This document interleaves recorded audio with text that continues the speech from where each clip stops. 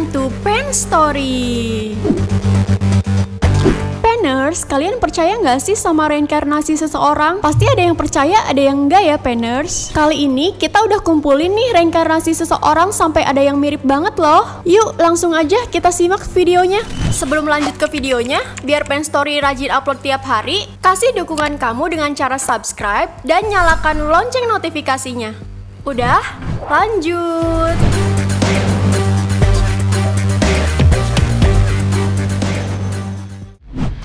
Mantan pilot. Setiap kendaraan pasti memiliki pengemudi untuk mengemudikan kendaraan tersebut. Begitu pula dengan pesawat ya, Penners. Sebuah pesawat memiliki pilot untuk mengemudikannya. Dan ada sebuah kisah nih, Penners, dari bocah yang satu ini yang menyebutkan bahwa dirinya pernah menjadi seorang pilot di dalam Perang Dunia II. Nih videonya. Remarkable, some might say unbelievable story of a little boy, 6 years old and full of spirit. This is a special plane. It goes in reverse. James knows a lot about planes, especially war planes. What kind of airplane is that? They sound like typical kiddie nightmares, but Andrea says they went on the same.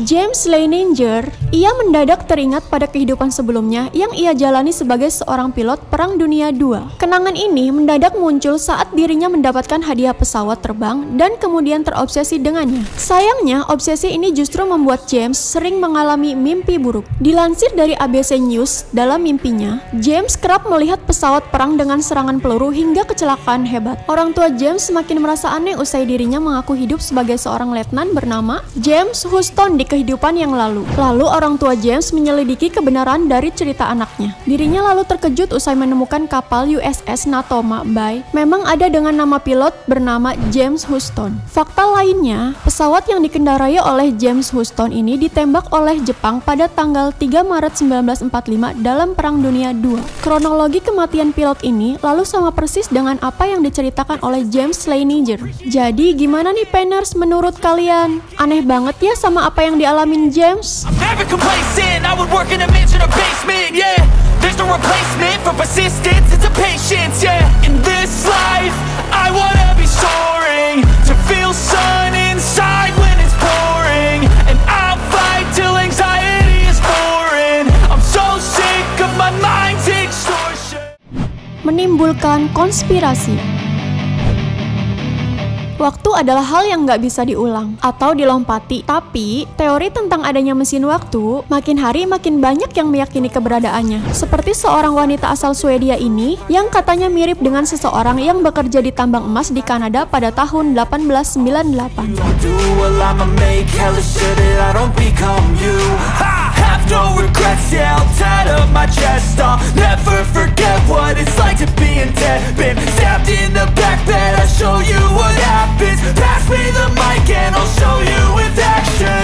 I feel this pain, you already know. Greta Thunberg adalah seseorang penjelajah mesin waktu untuk menjelajah perubahan iklim. Dia dikenal untuk mengutuk para pemimpin dunia karena pengkhianatan mereka terhadap kaum muda melalui ketidakaktifan mereka terhadap perubahan iklim. Pada pertemuan puncak Perserikatan Bangsa-Bangsa, usaha berikutnya adalah tampil di Konferensi Perubahan Iklim Perserikatan Bangsa-Bangsa 2019, juga dikenal sebagai COP25 di Spanyol. Dan saat ini, Thunberg sedang berlayar ke Madrid setelah berkeliling Amerika Serikat. Jadi, gimana nih, Penners, sama apa yang dilakuin Thunberg? Keren banget kan?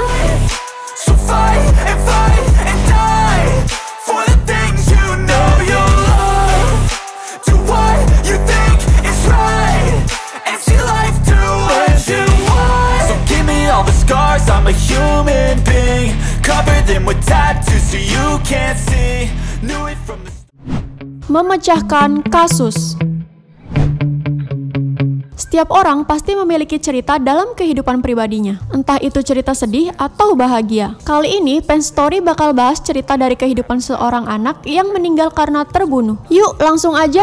Ketika Karanfil Tutuzmus dari Turki sedang mengandung seorang putra pada tahun 1950-an, dia bermimpi seorang pria bernama Selim Vesely muncul di hadapannya dengan wajah berdarah. Dia kemudian melahirkan seorang anak laki-laki bernama Semih Tutuzmus. Begitu Semih mulai berbicara, dia bersikeras bahwa dia adalah reinkarnasi dari Vesely. Pada usia 4 tahun, Semih berjalan ke desa Vesely dan berbicara dengan janda Vesely. Dia mampu menceritakan sangat rinci kehidupannya dan pembunuhannya. Semih menceritakan bahwa dirinya ditembak oleh tetangganya bukan karena kecelakaan saat berburu. Namun, Vesely dibunuh oleh tetangganya lantaran keledai Vesely yang merumput di ladang tetangganya. Semih kembali ke desa Vesely sepanjang hidupnya, mengunjungi janda Vesely dan anak-anaknya. Namun, ketika dia bertemu dengan tetangganya, dia akan dilempari dengan batu. Tapi Semih tidak membalas kejahatan yang dilakukan oleh tetangganya. Keren banget kan si Semih ini, Penners? And now that I'm gone, yeah, I know there's no turning back.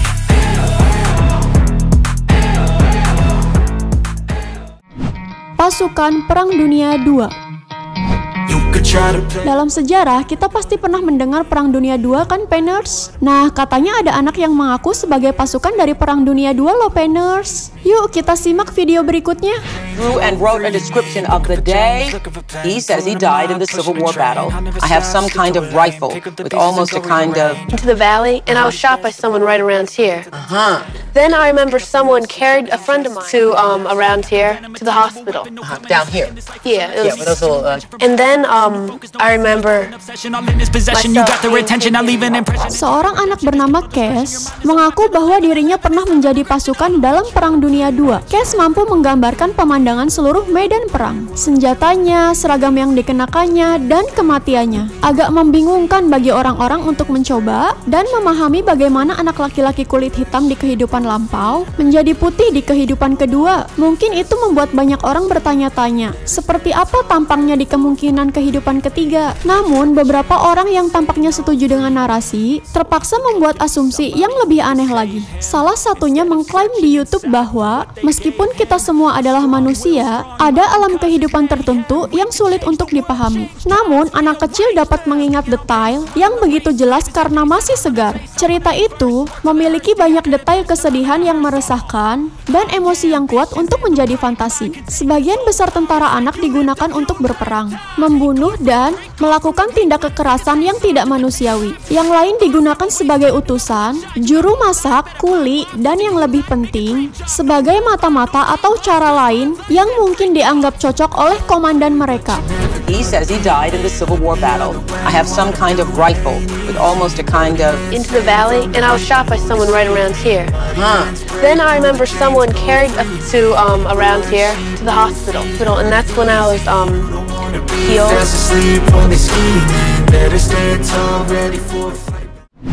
Dulunya biksu.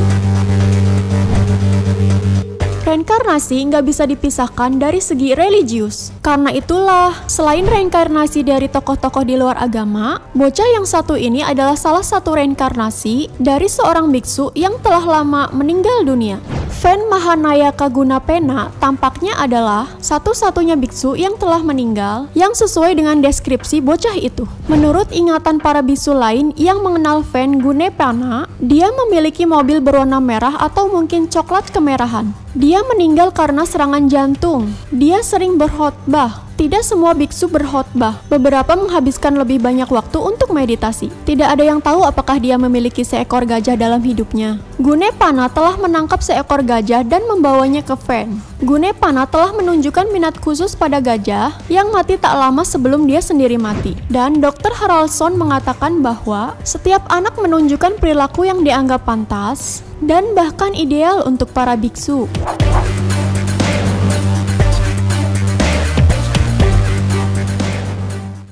Semua ingatannya benar. Setiap orang memiliki ingatan yang baik pada kehidupan masa kecilnya. Namun tidak semua ingatan dapat diingat oleh orang tersebut. Tapi bocah yang satu ini mengatakan bahwa dirinya telah hidup di kehidupan sebelumnya. Langsung aja yuk ke videonya. I'm pretty sure that's one of my wives. Is 10-year-old Ryan a boy with imagination? Or the reincarnation of a man who died more than a half century? It was scary at times because he wouldn't sleep at night. He would wake up in the middle of the night screaming and crying. In the book, it's black and white, and I say, that's me. That's who I was. That's me. Anak kecil bernama Ryan Hamos ini muncul bersama ibunya di acara Today untuk berbicara tentang kehidupan masa lalunya. Dia mengaku bahwa dia dibesarkan di gereja baptis pada saat itu. Namun ibunya meragukan hal itu. Sampai pada akhirnya dia menemukan sebuah foto dari pembuatan Night After Night, film pertama dari Mae West. Ryan semakin teratur berbicara tentang dua saudara perempuannya, perjalanan ke Paris, istri kelimanya, dan tinggal di jalan bernama Roxbury. Dr. Jim Tucker dari University of Virginia, seorang psikiater anak, mendokumentasikan kasus anak-anak yang mengingat kehidupan masa lalu mereka dan mengatakan bahwa Ryan adalah salah satu yang paling kuat. Informasi ini tidak ada di internet, kata Tucker. Setelah menyelidiki apa yang dikatakan Ryan, semuanya ternyata benar. Martin menyukai soda jeruk, tinggal di Roxbury, memiliki dua saudara perempuan, dan memang menghabiskan waktu di Paris bersama istri kelimanya. Jadi gimana nih Painers sama ingatan yang dimiliki oleh Ryan ini? Keren banget ya.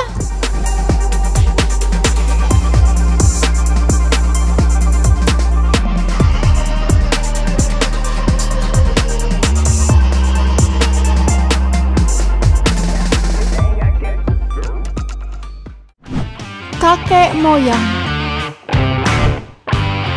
Di masa lalu, kita pasti mengenal istilah kakek moyang dan nenek moyang. Dan kali ini Pen Story mau ngebahas tentang seseorang yang mirip dengan orang yang sudah lama meninggal. Yuk, intip videonya. What are you doing? What are you doing? No, what are you doing? What are you doing?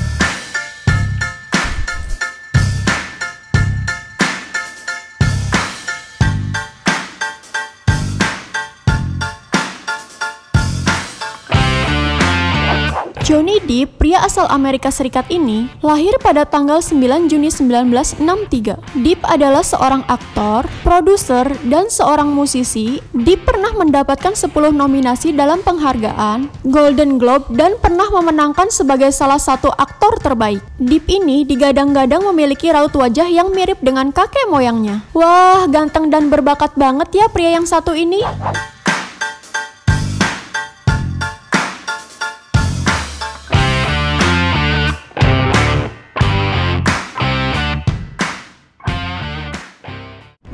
Penemu Ferrari. Bagi sebagian orang, pasti memimpikan memiliki mobil idaman mereka. Berbagai macam merek mobil pasti ada penemunya ya. Berikut yang akan kita bahas adalah mengenai penemu mobil Ferrari yang mirip dengan pemain sepak bola terkenal asal Jerman ini.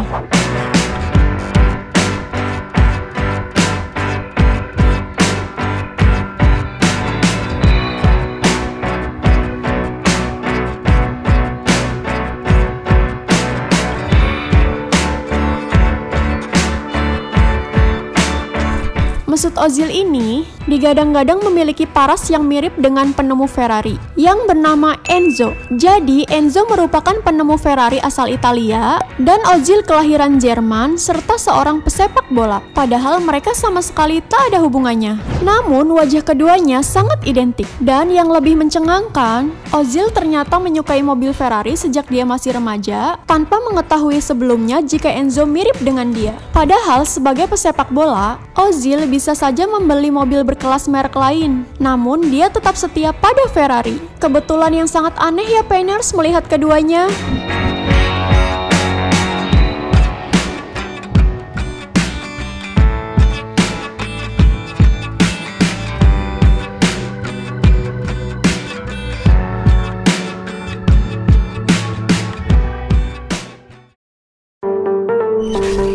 Jadi, kesimpulannya adalah, di dalam reinkarnasi pasti ada kehidupan yang berkepanjangan, di mana setelah kematian pasti akan ada kehidupan kembali. Siklus yang tidak dapat diketahui akhirnya, hingga sampai kepada tingkatan tertinggi pada kehidupan manusia. Semoga informasi di atas bisa bermanfaat ya buat para Painers. Sampai jumpa di video selanjutnya, terus semangat buat balikin mood optimis kamu supaya lebih baik di masa depan.